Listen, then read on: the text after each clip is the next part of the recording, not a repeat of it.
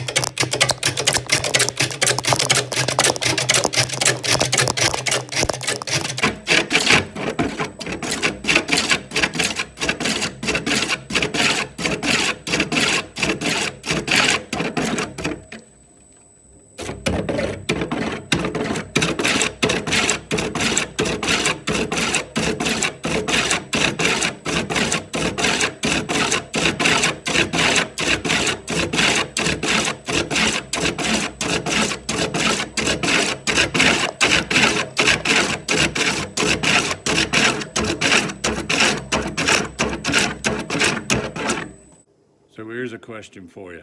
Have I taken on more than I can chew? He's got out in here, I've had to take my hat off, and look at this. It's like a played field. It's so unbalanced that I'm really struggling to get a purchase without it jumping off, both this side and the other side. So what I'm having to do is gradually turn both sides to balance it up so that I can turn the speed up, and that will help me. But I can't do it yet because it's just too unbalanced. So I've got to keep the speed low, keep hacking away at it until I get it balanced a bit better. Wow, this is a huge challenge. Okay, I now feel that we're starting to get somewhere. You can see it's still pretty much like a played field, but it is getting leveler and it is becoming more balanced. So this is a great time to show you exactly what my problem is. As well as the surface, the sawn surface, being unbalanced and waney where the piece of wood is dried out after cutting on the saw. You've got all these gaps. So as the wood is turning around and my chisel is cutting, a gap comes. And then it comes back onto the wood there, look. So as it's rotating, you've got that one gap I just showed you. Then there's another one here, look. Now, when the speed is up and you're rotating the wood at a good speed, the tool will just skip over those holes, even knots like that. It'll skip over them. You'll barely notice that they're there. Even these big holes like that, you might have a slight knock as it comes off and then goes back onto the wood. But because of the speed, and the gap is only there for a split second, you'll barely notice it. But because I'm having to go so slow, what's happening is it's jumping. The tool is actually jumping about in thin air because the hole is there for a longer time because the lathe's rotating slower. And then when it comes back onto the wood, it jumps and bangs hard. So it's really difficult to freehand control the chisel whilst this is happening. And the only thing you can do is to keep gouging at it, keep going at it until you get it balanced enough so that you can turn the speed up so that the tool just skips over these voids. And that is what I'm going to continue to work on now.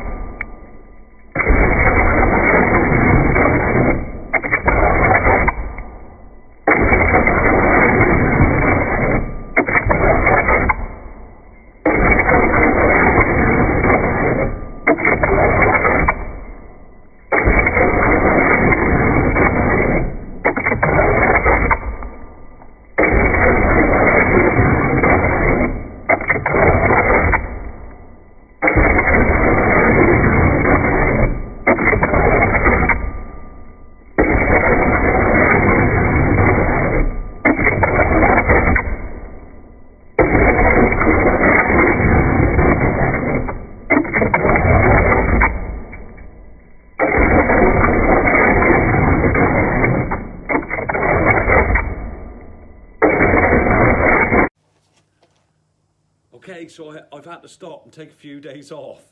Not because of the frustrating burr oak that I'm turning, because I've had the magical news is that I've just become a grandfather for the first time. Ooh, yeah, it gets you like that. Baby Bobby doing well, and Mummy Katie doing really well too. I am so proud, so very proud, and honoured to be a grandfather. So that's my news. We'll go back to the video now. So I've got the top of the rim where I want it to be, and I've moved the tool rest back round here, and we're going to have a go at the underside of the rim. Quite a wide rim again, as you can see, and it needs to be parallel so that it's the same thickness right on the edge to what it would be in the centre before we start tackling the bowl bit of the piece.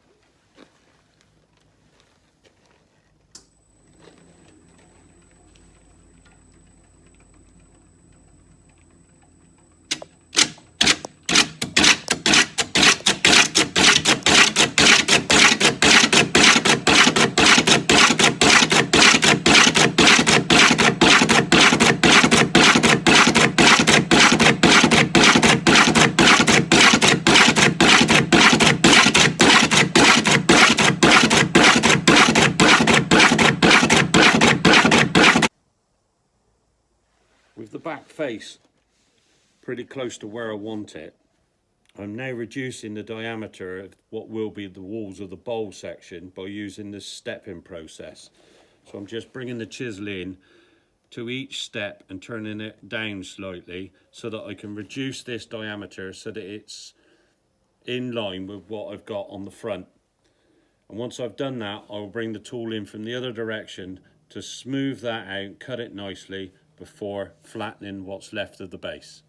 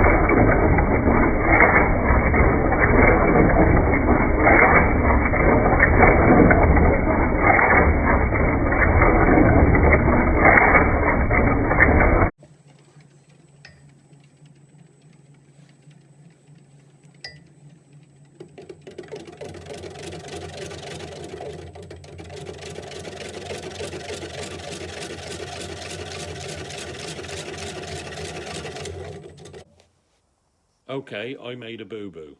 I forgot to press record. I've actually finished turning this blooming thing and it fought all the way, let me tell you. So what I've actually done is I've power sanded the outer rim, and I thought perhaps let's talk about power sanding. Now, you can get all manner of gadgets, and I'm not saying there's any right or wrong way of doing it. This is just how I do it. Cheap old drill, a cheap mandrel, eBay, Amazon, they all do things like this. It's got a Velcro top on it. Now, if you buy Velcro sandpaper that's cut to size, it probably costs a lot more than what a roll of, say, 10 meters of normal cloth back abrasive paper is going to cost you. So I rip off a square big enough for the size of the circle of the pad, and then I cut the corners off with a piece of pair of scissors, and then I hot melt glue it to the pad. Now, as long as you don't put your shoulder into it and work it really hard, you're not going to create the heat to remelt that glue, so it can last quite a while. And then simply, if I need to replace it, I hot melt glue another one on top, or if I need to change grit, I hot melt glue that straight on top as well. And eventually you end up with a great big wad of bits and pieces of abrasive paper, and I just cut it off with a knife when it gets too thick. But I found that is the cheapest way for me to get the job done.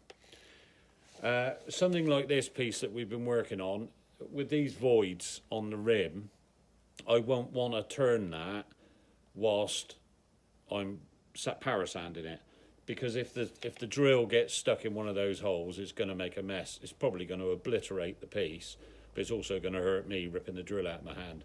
Likewise, I wouldn't recommend hand sanding that with the lathe rotating either, because if your hand with the paper on does happen to go into that gap, goodbye fingers.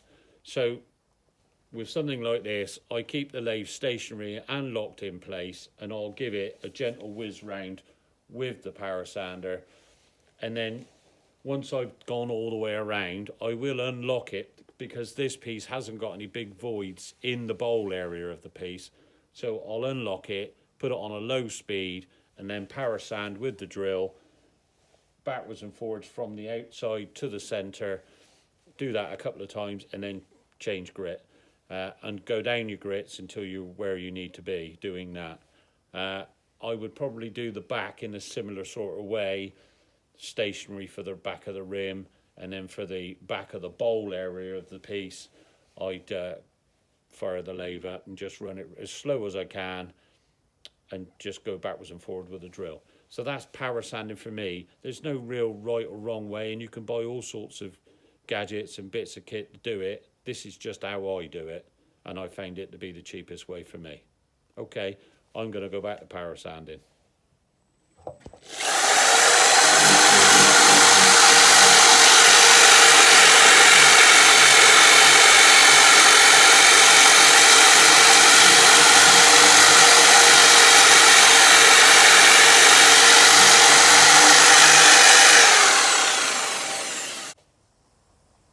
And I've just remembered another important point. Power sanding onto there. Don't forget, not only is that little bit of sandpaper held on by hot glue, so is that. So you really don't want to put a lot of heat into it. So if you've got an awkward area, perhaps stop the lathe and just try and do it with the lathe stationary. But what you don't want is lots of heat transfer between this and that piece of wood. Because whilst that's spinning really slowly, the slowest you can get it, as I'm power sanding, you're still, if you put too much shoulder into it, you're still going to radiate some heat into that glue, and you don't want to weaken it because it will come off. So the first bit of power sanding's been done. I've gone to 120 grit. Now I've got some voids that have still got bark in. So what I'm going to do is get a small chisel and just eke that bark out, because I don't like to see it. I'd rather see the void. So just by working a little chisel into those areas, I can clean that bark out, as you can see, and that gives me a nice void. So I shall keep doing that, and then once I've done that with the chisel, I'll give the whole thing a light scorch. Now, the idea is just to highlight the area, but also to burn off any fuzzies that might be inside that area so it's ready for a bit of oil. I think it looks better that way.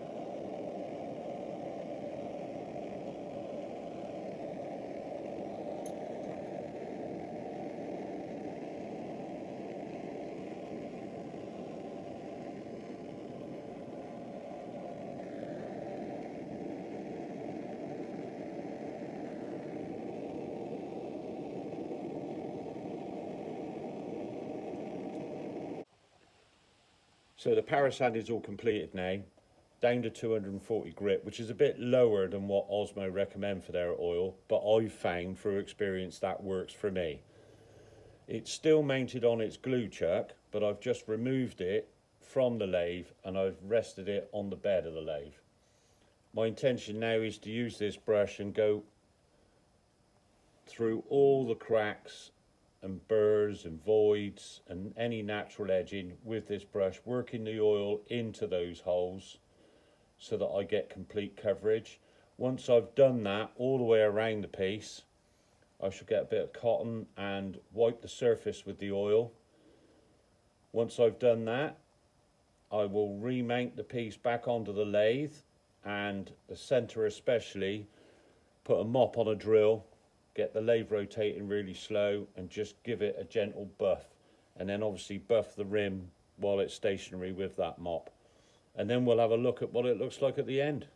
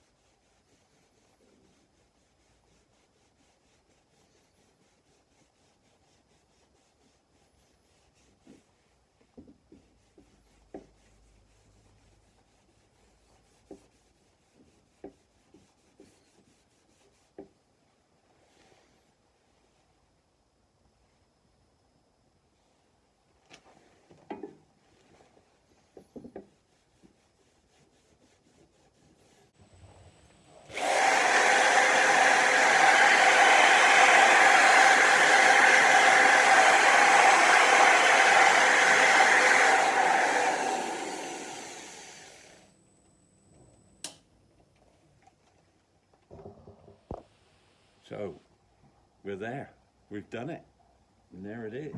Absolutely beautiful piece of bur oak, beautiful. Wasn't ever a challenge though, wow.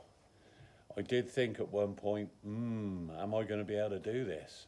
Am I going to be able to do it? But perseverance is the key, isn't it? And I kept going at it, and it's beautiful. I do love a bit of bur oak. Magic stuff to work with, but it can be a bit of a bugger at times too. It's still mounted on the glue chuck, as you can see. So when this oil's dry tomorrow morning, I'll remove it from the glue chuck and sand and oil the back. And then it'd be ready to hang on somebody's wall. Look fantastic, won't it? Okay, so I don't normally name pieces, and because of the way this has been, there are a few I can think of. However, it's got to be Bobby's platter, hasn't it? Come on, surely it has. Yeah, Bobby's platter. Magic. Don't forget now, if you like what you've seen, give us a thumbs up and even subscribe. I'll see you on the next video. Blah, blah, blah, blah, blah, blah, blah, blah. Pops, signing off. Cheers.